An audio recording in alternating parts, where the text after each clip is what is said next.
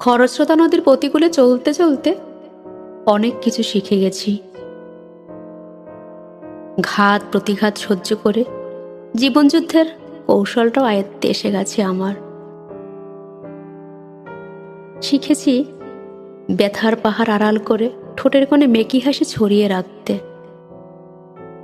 একাকিত্বের মতো মহা অসুখ হজম করে কষ্টের উপত্যকায় দাঁড়িয়ে প্রবাহমান ঝর্ণা বানাতে পারি দু চোখে। বিমূর্ত স্মৃতির পিছু ডাকা সময়কে পাশ কাটিয়েও চলে যেতে পারি জোর কদমে।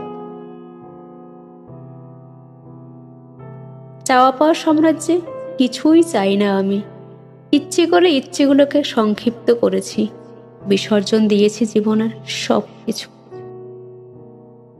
অথচ পূর্ণিমার আলোর মতোই জলজলে ছিল আমার চারপাশ, পাখি ডাকা বসন্তও ছিল সোনালি জীবনে।